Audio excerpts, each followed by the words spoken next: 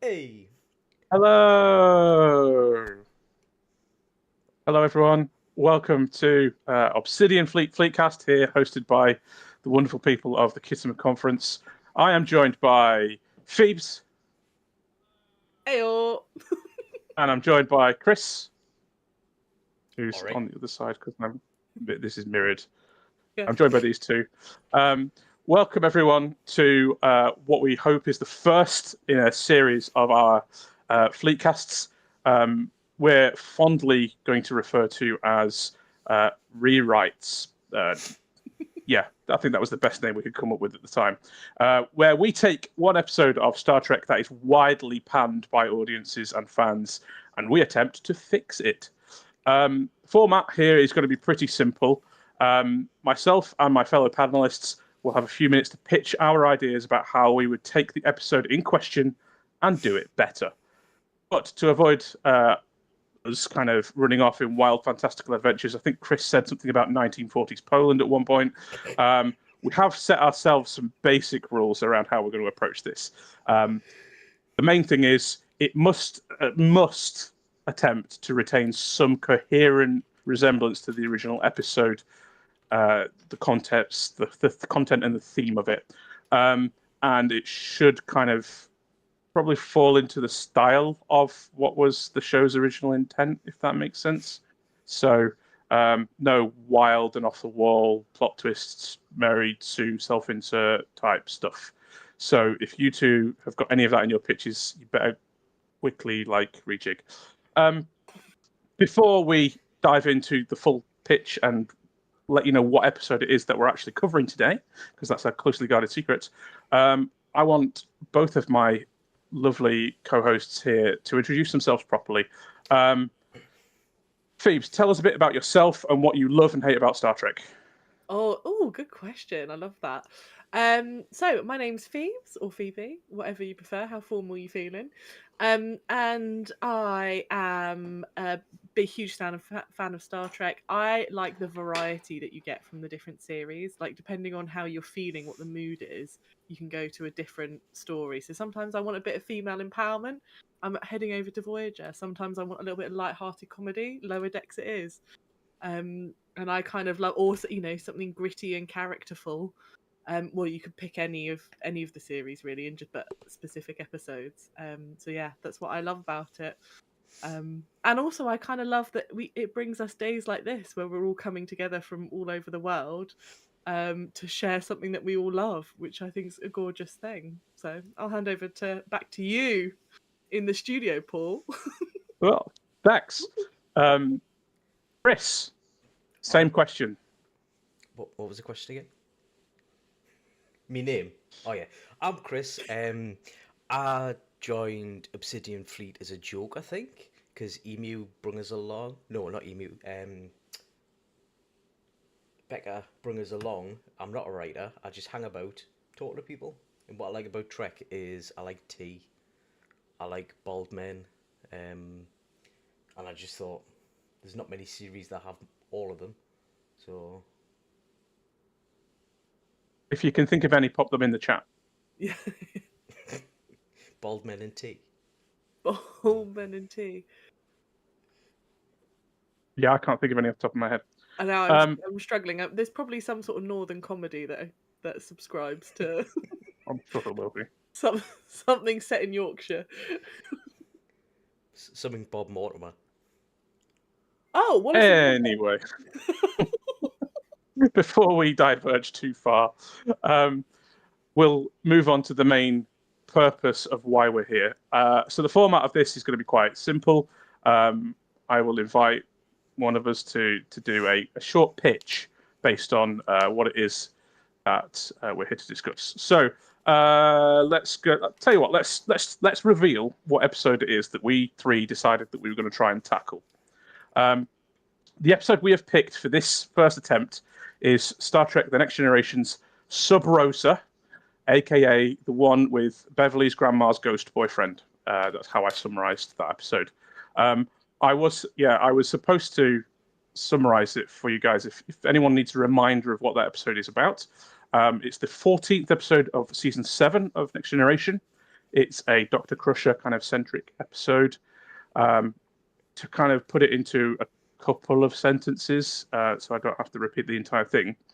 I wrote it down. After attending the funeral of her grandmother, Felissa Howard, she is visited by the ghostly man, Ronin, who was apparently her grandmother's lover. He's actually a non-corporeal alien that has been surviving by bonding with women in that family. There's a candle involved that seems to house his spirit, and it's all very strange and spooky. It's kind of Halloween-y, I think. Yeah, that's about it. That's summarized it in not spoiling loads, but if you want to watch it, go watch it. Fun trivia before we jump into the pitches. This episode was actually one of the first that Jonathan Frakes actually directed for Star Trek, I believe. So started, only way is up as far as Frakes' direction is concerned. I believe. For every sub Rosa, you have a first contact. I mean, Yeah. There you go. Beautiful sentiment. So we're going to go into these pitches. So yeah, as I say, pretty simple format. About 10 minutes for one of you to just go through what you think you would have done to change this episode to make it better, and I'd love to hear chat feedback. I'm going to ask Chris to go first, but should I get Chris to go? Or Phoebes, do you want to go first? Actually, let's let Phoebes go first, and then Chris and I will give our feedback to what you think it is, what our initial thoughts were. So, Phoebes, I'm going to hand over to you. Pitch us Sub Rosa, Phoebe style. Yeah, welcome. Thank you very much for coming to the rewrite elevator, where I will pitch my pitch my story to you. So, Sub Rosa, love and hate it in equal measure. It's obviously got some deeply problematic flaws to it, and it also has the bones of something that I think could be wonderful. So, one of the themes that I think this episode tries to achieve is that idea of, like you said, Halloween-y, Paul. I'm going full gothic horror for my rewrite. So really leaning into like murder mystery on the moors, like the Dracula's castle kind of energy. So the first thing is that the cottage, grandmother Howard's cottage, becomes a character in its own right. So in the gothic horror, you always have the building where the mystery is set is like as lovingly tended to as the characters themselves. So grandmother Howard's cottage, we're going to make much more of that, make it much more actually Scottish, like much more kind of creepy and dark, some interesting lighting choices. That's where we're going with that one. And that's where we'll start this rewrite story, which is Beverly at her grandmother's side as she dies. So instead of starting off at the funeral, we're starting off at grandmother Howard's last moments. And in those moments, we're going to have some sort of weird, like slightly ominous foreshadowing. Maybe there's a little bit of talk of people rising from the grave. Maybe she's asking Beverly to make sure that she's put to rest properly so that she stays down in the earth when she dies. And obviously Beverly is unsettled, but maybe chalks it up to kind of final moments of life delusion. And then we cut to the funeral. Now, obviously needs way more rain. This is supposed to be a place based on Scotland. The weather's way too nice throughout. Even with the weather control settings going haywire, it's just too nice. So more rain, more bagpipes is what I've written for the funeral. I want like proper atmosphere. I want the feeling that you get in Braveheart of like wanting to go fight the English. That's what I want from that funeral, like to really set it up. And I also think more accents. Let's get some more Scottish accents in there. And maybe like a bit more like rooted in the characters of the colony as well. So there we can start to see like the Ned the gardener, and you can see some of the other people, and also some of the other people that we would have die later, because this is now a gothic horror murder mystery. So Ned is not the only death. There is going to be a spate of deaths, and there have been deaths that have happened just before this, all in order to try and cover up the mystery that surrounds the Howard women's cottage. And I think, oh yeah, we're cutting all of the Troy Beverly Crusher girl talk, because it's painful, it's awkward, and it's clearly been written by a man, because I have never sat down with my girlfriends and had conversations as stilted and weird about sex as those two have throughout this episode. So we're cutting all of that. We'll still have the camellia being thrown onto the grave. We can keep that in. And I think we're going to change the description of the candle. So throughout it's described as being beautiful. It's actually not that beautiful. It's kind of weird looking. And I think having, like, let's describe it as unique, unusual. Let's kind of build up the presence of this candle in the cottage. And I would also have it so that if the candle is, like, if you try to take the candle from the cottage, something weird happens that stops you. There's always something, whether it's like some sort of psychological thing, like some figure in the mist makes you turn around. The candle never leaves the cottage. Beverly never leaves the cottage, because all of this pinging backwards and forwards with the Enterprise, too convenient. And it also, like, having a sense of what this candle actually is so early on in the episode, I think destroys all of the mystery. So we're going to delay the reveal of what the entity is until the final moments. So I think Beverly can stay at the cottage. It's perfectly reasonable if the woman who raised her and who Beverly sees as a kind of mother figure dies. She's going to need a few days to stay there. I don't think we need a kind of awkward malfunctioning weather satellite or anything. I think it's okay for her to just be given a bit of time. And while she's taking that time, the Enterprise are drawn in to try and help solve some of the murders that have been occurring. And also there are rumours that people are rising from the dead, and kind of walking the countryside, and they're there to investigate that. So we have a few shenanigans. Maybe a body jumps out and attacks Geordie from the mist. Maybe Data is trying to, like, logic it out and has some sort of, positronic breakdown because he can't make sense of something so illogical. We're leaning into all the kind of support crew. We're doing the whole shebang. They get a moment of Sherlock Holmesing, but in real life, because those are some of the best episodes, let's be honest. And we also have the kind of a building love triangle between Picard, Beverly, and this new ghost who has now appeared and begun to woo Beverly in her mother's cottage. And we're going to keep some of the weird, kind of slightly almost incestuous relationship that Beverly has between the ghost, who has also been, like, the lover of every woman in her family except for seemingly her mother. And we're going to lean into that isolation of Picard trying to fight through the mists to get to Beverly, but always, like, having to, like, fight the entity so he can't get to her. So you kind of don't have that final moment of him going, hang on a minute, something weird's happening, until the final scene where they're taking the ghost down. And Ned, dear sweet Ned, I'm not going to have him be as immediately mental. Sorry, not mental, angry. He's super, super rageful, like, right from the start. His approach is to, like, try and storm in. I would have him be more friendly so that when he dies, you actually care that he's died. Like, I would have him be the kind of character who's trying to help the Enterprise crew, and who, like, the plucky NPC that you really want to, like, you're really rooting for. And then when he dies, it's actually like a sad, tragic moment that you're like, oh, if only Ned had lived.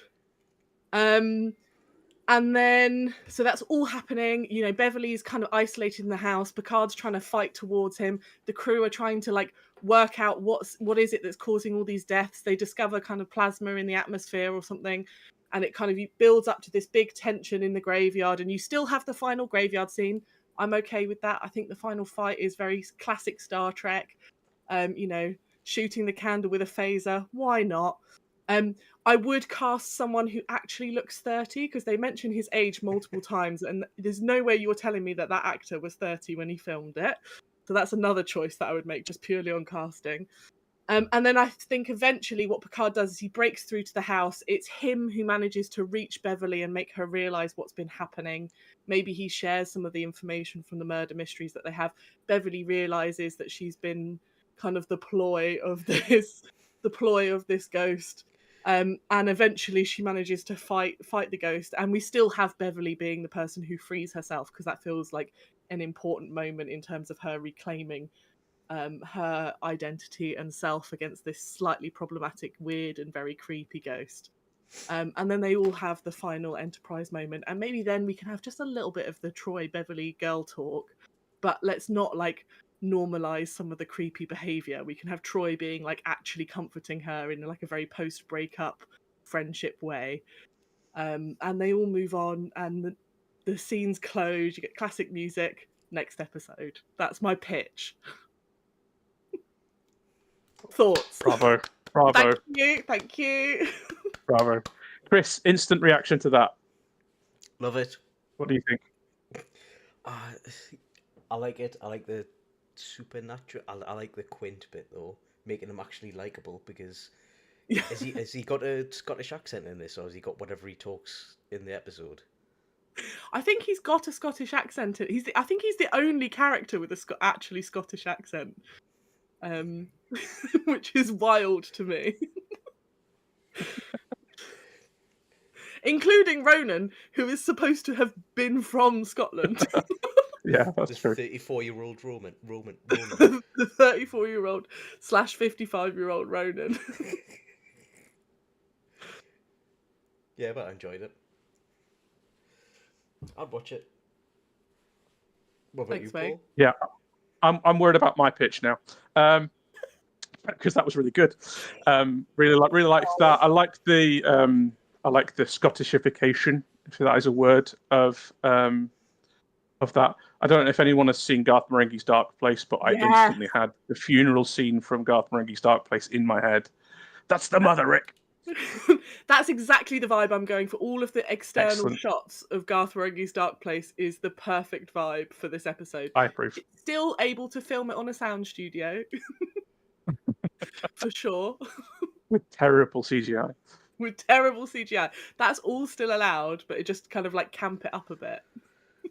Do you think, so I'm going to be controversial now, I'm going to kind of challenge back, do you think that the Beverly romantic in kind of, I want to say the ghost possession loving session, let's not be too graphic, do you think that is, so you've included that as part of your pitch, and I know a lot of people kind of take the mick out of the episode because of that, so do you think you want to keep that in?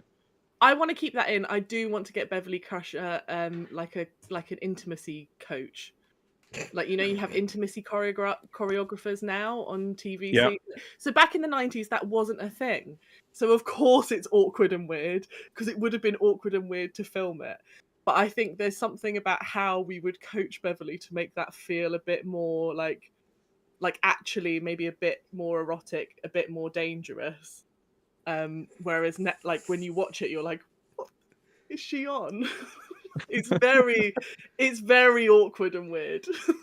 that's half of it. Yep. It's also strange. So one of the things I would definitely change is like have a slower build up of the kind of to the intensity of that scene. I'd put that scene later in the episode, because she goes from like, oh my god, this guy isn't real in the first 10 minutes of the episode, to him like filling the house with flowers in this really creepy stalker way, and it's like 0 to 60 so quickly, and I would just maybe draw that out a bit, because that would also make it feel a bit less, where did that come from? But there's something about the pacing of the episode, I think, that I would like to play with a bit.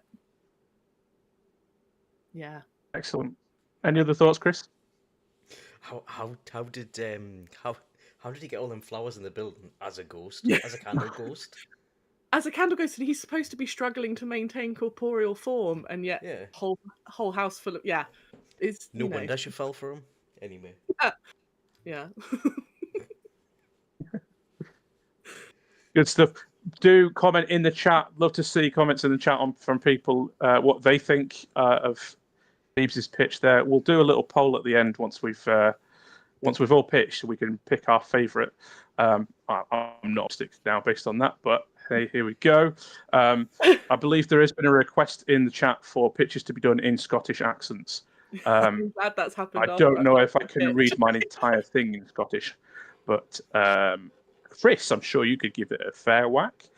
I'm going to hand over to you. I'm going to hand over to you, for your pitch, Chris. Now, you did promise this would be slightly less intense I think, than mine and Phoebe's. So I'm very excited for this. I'm looking forward to hearing what you've come up with. I'm not going to go through the cinematography aspect of it. I've left a lot of gaps and I'm a little bit lacking in that department, but I'll have a bash. Um, I've gone through it step by step how the episode goes in my head anyway. Um, I've written it as I would say it, so it might not make sense. So that's me warning before I go in. You can't see my screen, can you? Oh god, that'll be a surprise. Right.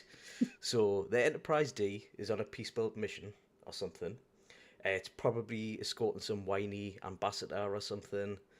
Dr. Beverly Crusher received comms that a grandma has passed from lack of electrolytes, and she has an extensive collection of rare erotic novels she needs to come and claim.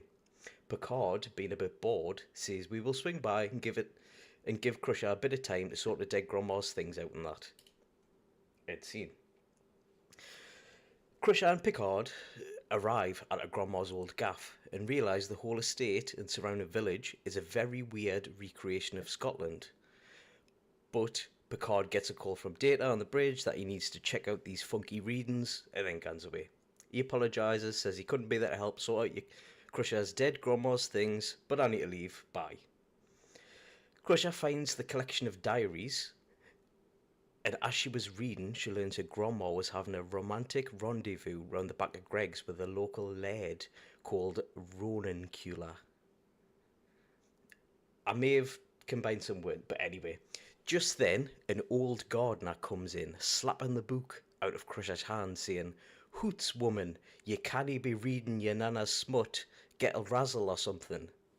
Crusher, thinking the audacity of this bush trimmer, and kicks him out the estate with a couple of karate chops the old gardener is never seen again. That night, Beverly decides to stay at her grandma's old estate and has a strange dream, and in it, Ronancula appears. He's a mysterious, handsome man with an alluring presence, trying to get into her nightie or whatever future doctors sleep in. She bats him off, but wakes up in a cold sweat. She says, maybe that gardener was right. Next scene. Meanwhile, on the Enterprise, the crew detects a strange anomaly in space surrounding the planet, but can't figure out what it is. Zombies. That's what it is. Zombies, rats, and creatures of the night are rising and scurrying about, searching for something. Ronancula has some kind of powers to control a horde of nightmare creatures. The crew aboard the Enterprise grows increasingly concerned about Crusher's safety. They have linked the funky readings between the zombies and this weird laird. Captain Picard orders a landing party to assist her, but when they arrive, they find themselves trapped by Ronancula's undead horde who can move undetected under the cover of nightfall. Worf is fuming. Act 4. Crusher, a bit oblivious to the zombies and rats and that, is starting to think Ronancula is a bit alright. He bought her an Empire biscuit and a steak bake from the Gregs and has nice eyes in that. Crusher is torn between the feelings she has for Ronancula and her growing suspicion that something is terribly wrong. This would be like internal monologue or with a face or something, you'll know. She thought he was just goth. Ronancula seduces her with promises of eternal love and power, convincing her that she belongs by his side forever. However, Crusher soon to begin to notice the unnatural behaviour of the people around her, including some of the townsfolk who have secretly been converted into zombies, all controlled by Ronancula's will. 5. Ronancula, talking to a rat perched on a bin, explains his plan. He intends to convert Crusher into a vampire like him to make her his eternal bride because he's impressed by her kill count. And he wants to feed on the crew of the Enterprise. Crusher starts to realise what's going on when she sees Enterprise crew being hassled by wrong'uns of the night. She tries to escape, but gets stopped by zombinos. Yeah, zombies. Picard goes into Earl Grey withdrawals and judo chops himself free and meets up with Crusher. Conveniently, Crusher remembers in her grandma's diary mentioning Ronancula has a blood disorder that can be cured by exposing him to Ceylon leaf. Picard realizes he has an emergency tea bag in his sock, slaps Renincula with a tea bag, turning him to dust. Act 6, which is the end. Everyone high fives, freeze frame, credits roll. End. I just loved watching Paul's. Oh, I didn't actually see it. Body. Well, thanks for coming, everyone. Really appreciate no. Well, Phoebes, yeah. What do you think? Where to start? So I'm going to treat this entirely seriously, and I did have to mute my mic because I was like crying because of the drama. And so things I love Space Gregs. Absolutely. I saw in the chat there was some joy for Space Gregs, and I feel like, yes, of course. Who wouldn't want a Greg's? And I also don't see Greg's going anywhere. In a perfect utopia, of course Greg's still exists. Loved him talking to rats on bins as a kind of exposition in like monologue like choice. Slightly, so you just at the end they just kill him dead, high five, that's it. Yeah, okay, that's why not. I actually, and in all seriousness, do think I would enjoy that episode more than I enjoyed actually watching Sub Rosa. It's better than a dodgy weather machine, isn't it? I do think it's interesting we've both chosen to do away with the dodgy weather machine, because that does feel tenuous at best. But I think, I don't know if we're missing a trick. Maybe we'll see in Paul's pitch. Are we missing a trick with the dodgy weather machine? Can we, or maybe not. Maybe Paul has also done away with it. Who knows? We'll find out soon. But yeah, no, I my name's Phoebe Munson and I endorse Space Gregs and this episode. Well, that was something, Chris. That was something. And fair play, you kept a straight face through the entire thing, which I couldn't have done, I'm pretty sure. But it was creative. I applaud creativity. It was creative. You stuck to the relative theme of the episode, which, yeah, fair enough. You followed the pitch guidelines to an extent. There's no Mary Sue's. No notes. 10 out of 10. I think. You took it very seriously. There is plenty of comment in the chat. A lot of approval for Space Gregs. A lot of pity for me, which is welcomed at this time. Chris, how long did that take you to come up with? I did it about half an hour ago. Yeah. How are you thinking about your pitch now, Paul? The one I spent 3 evenings on, had to go back and think about a few times, rewrote at least twice. Feeling really good. Any other comments in the chat? We welcome them. Phoebes, any other thoughts on Chris's pitch that you want to add on? Any kind of I just feedback? Some people have it pouring out of their pores, oozing out of their pores. The creativity. I thought you were going to say orifices then. Out of every orifice. It was a thing of beauty, Chris. Truly, and Thanks. I'm so glad that this is being recorded.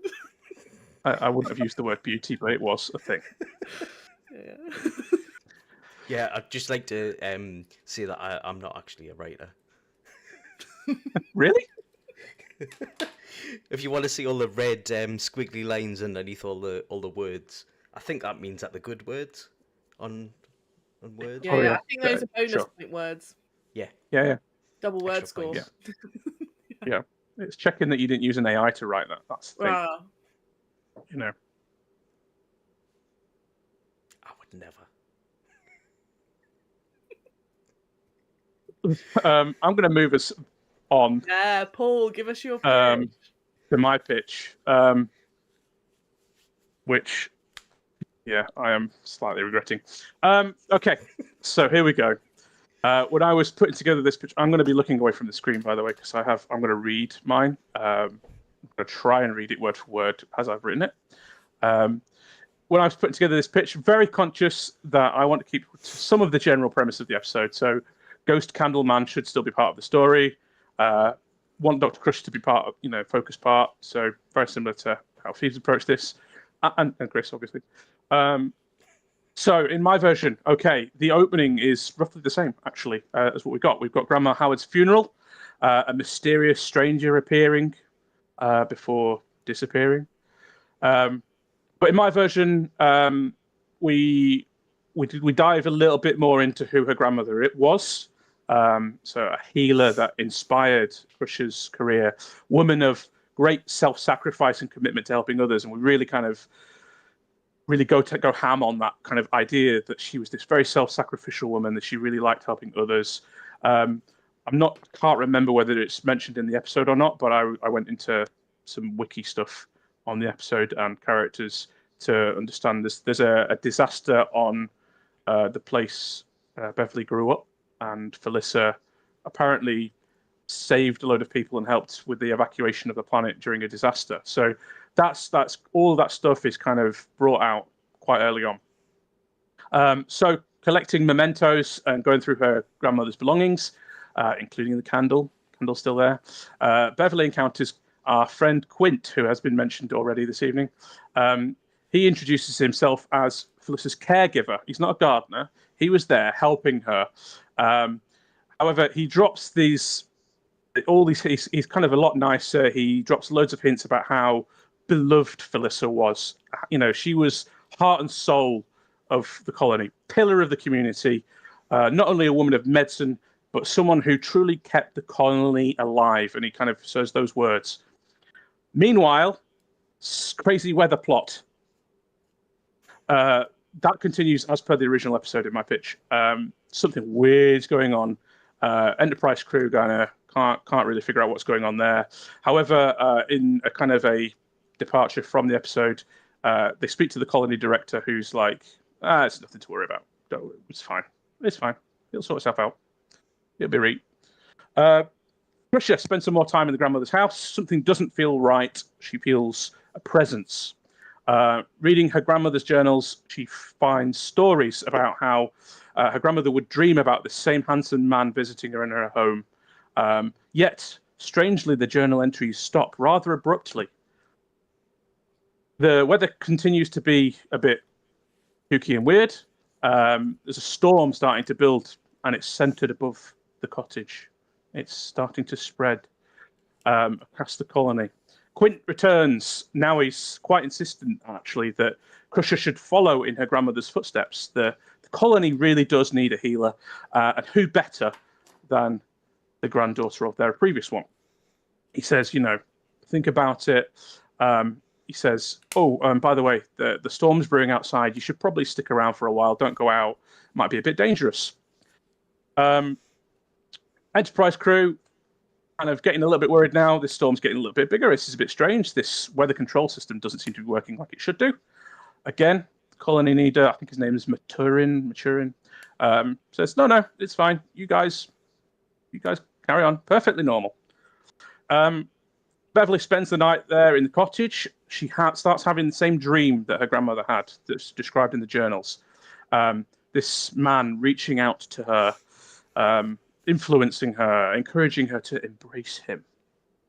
So it's not like as quite intimate as actually the episode was, but maybe just a bit more like we want to build connection.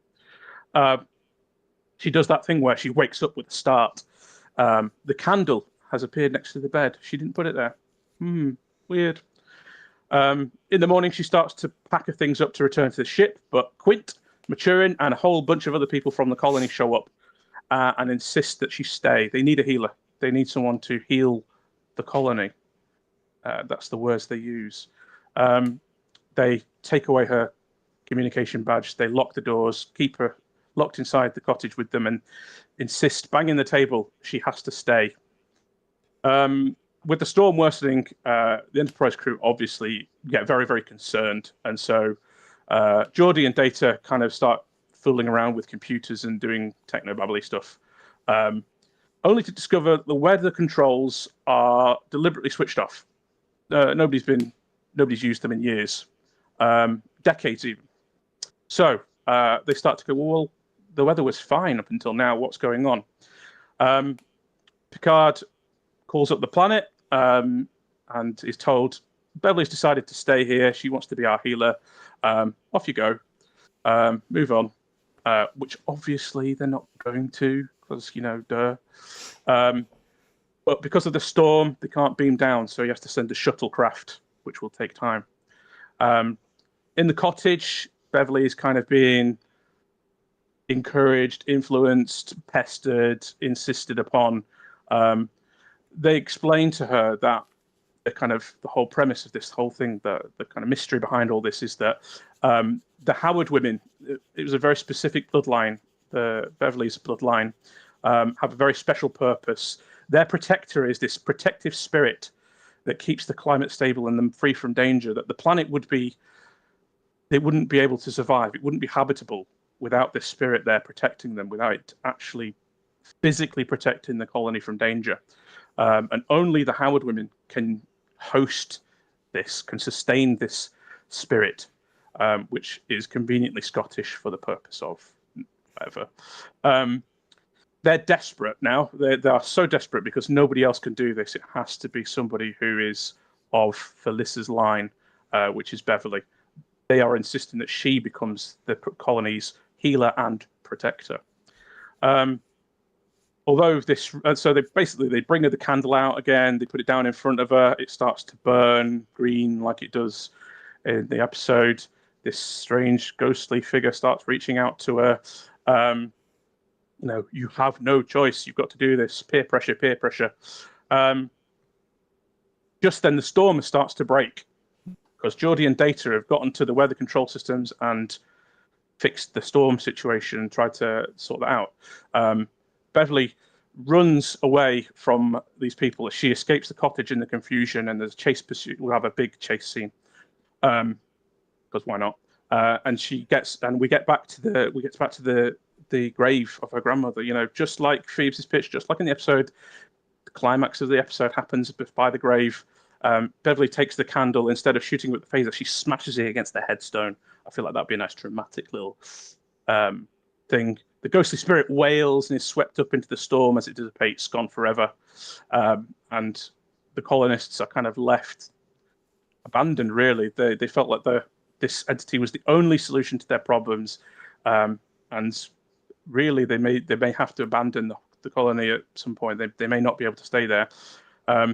We then get girl talk at the end of the episode. Phoebes, sorry, I'm going to have another girl talk scene right at the end to close it out. Beverly and Troy reflecting on what her grandmother went through, the kind of lamenting that she was always so quick to sacrifice. Her grandmother was so selfless, and in the end that cost her everything. And Beverly is like, I won't make the same mistake that she did.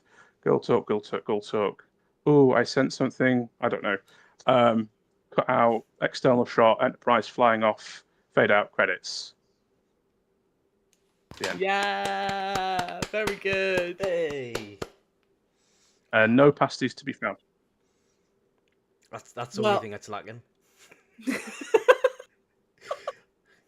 I did like the whole village was against her. I really like. I wanted that hot fuzz kind of one of us kind of vibe. So kind of like what's the Nicolas Cage film? The Wicker Man. Connor. It's very. I wanted that kind of vibe from it. Midsummer, the whole village being complicit in it. Yes. Is very unsettling, and I really, really liked that about it. Yeah, and I love the idea, the image of the candle being smashed against the gravestone. Very symbolic, very cool. All right, Eddie, chill out. No, I thought it was great. Eddie likes it too. Really enjoyed it.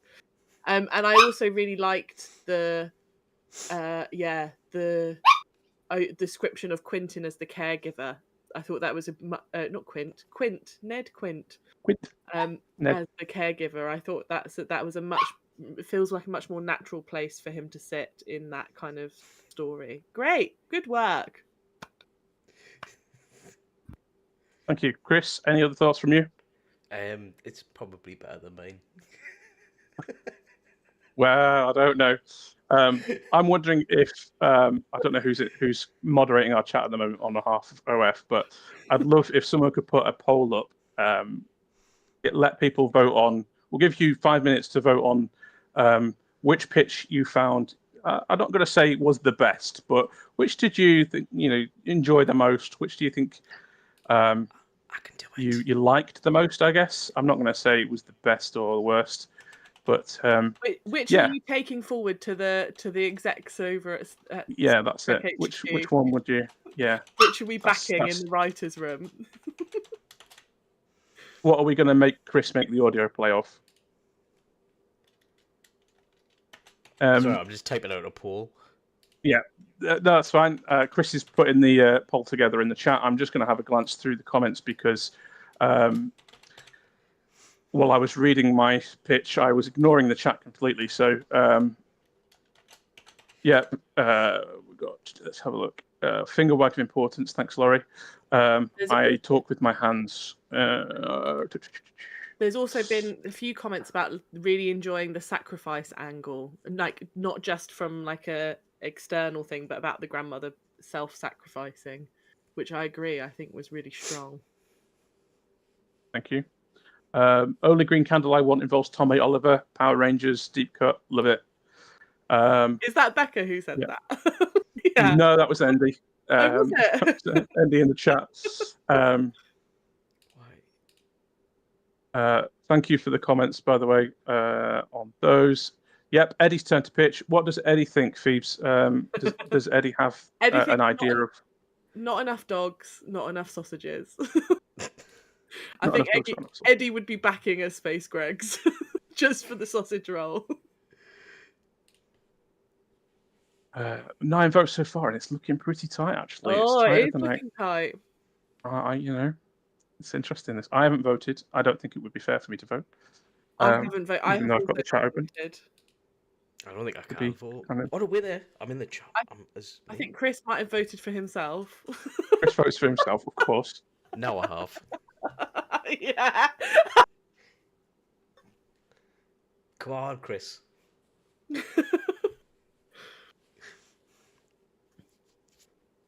Don't you? Yeah, I love that. I love that little D&D encounters nod there. Yeah. Yeah. Every 10 years they have to supply with a fresh soul. That's a classic. Don't want to call it a trope, but it's a classic horror kind of story, isn't it? That kind of definitely. Is it? What's the old folk tale? Is it Bluebeard with his wives has to like have a wife every so often?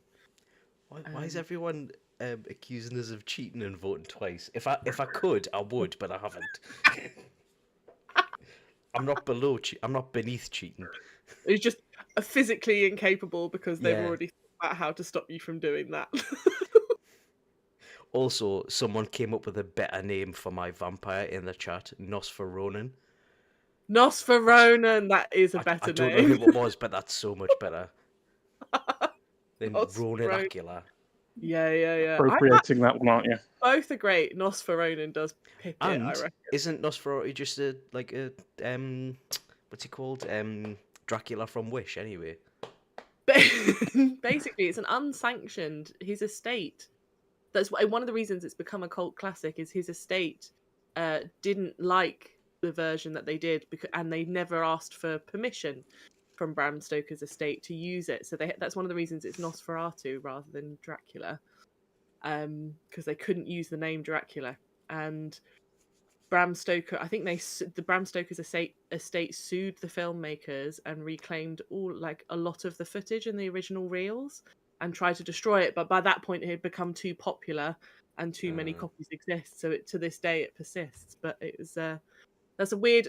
Sorry, that was my deep cut vampire. While we're waiting for the results, my deep cut vampire. I do wonder, as an alternative pitch, whether having Ronan as a vampire character might not have been a terrible idea actually for a pitch either. That he's more of a vampiric kind of.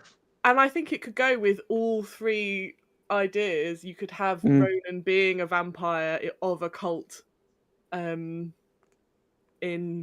in Space Scotland. I actually think it does work Space quite well. Scotland.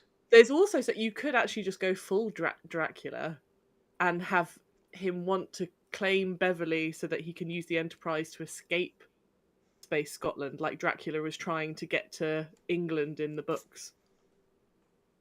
That's such a original series episode concept, though, isn't it? Yeah, it really is. That would totally work with the Kirk Enterprise. Yeah. They work, but you know. Yeah.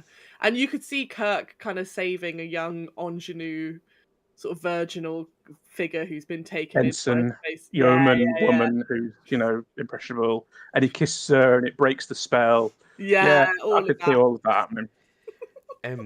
I don't want to put any pressure on, but we've got 4 minutes to go, and me Okay, and let's Phoebe are announce the tied. result.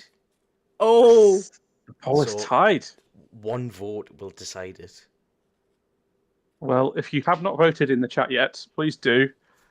We'd love to get a definitive victor. I don't want to say victor. Win. Oh, the Popular- loser has to never I write don't know. again. Those are the stakes, weren't they? No. that only works if you're the loser. Which it's not looking like that so far. Oh. Don't worry, guys. I'm not offended. I'm seeing comments saying Space Greg's was what pipped it for a lot of people. Well, Oh, I know. Imagine a next time, Chris, space I get to story. do the comedy pitch. Yeah. I I think was just doing more mine pastries, straight. Paul. You could do a very straight pitch, but you just need more snacks. Just needed more Gregs. Yeah. That's what I was missing. Oh, I'll never no, make it in Hollywood. I will not buy everyone a steak bake if I win. Don't stop spreading that news up north. I think at the very least you have to buy me and Paul a steak bake as an apology. I'll buy you guys a steak bake. Yeah, excellent. From We the are- outlet we- shop. Didn't even have to read my grandma's sex diary to get a steak bake. Excellent. Oh dear. Oh. Emotional damage. As the poll doesn't look like it's changing, and doesn't look like there is a final definitive view of this, which I suppose is quite nice in some ways. I feel glad that me as host is able to not be the one that has to be the awkward. Oh, I won. Does that mean you have to be the awkward deciding vote, though, Paul? Oh I yeah. have to be the deciding vote. I'll just end that poll in that's- 2 seconds. Yeah, end that poll. We'll show people the results of the poll there.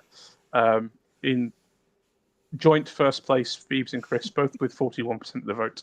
Myself with 16%. 16% of 12 is that one person voted for me. My maths Quite are not that possibly. good, Paul. Quite possibly. Quite possibly, but I think I know who it was. It's probably Adam, who felt a sense of loyalty to me as his the guy who runs his sim. So, cheers. Yeah, I think for me, it's a very difficult one to kind of. If I was to be pushed into voting on a winner, simply for I'm going to go on effort. I think effort will be the deciding factor in this. So sorry, Chris. I knew The it was fact that lost you as only soon as spent said half that. an hour on this, and I could sense the effort that Phoebes actually put into cinematography as well as the pitch, which I think yours was probably missing. That maybe what let you down there is the cinematography angle. Is that the Yeah, only thing? so that's it. I mean, it was neck and close. neck and neck. it was really Oh.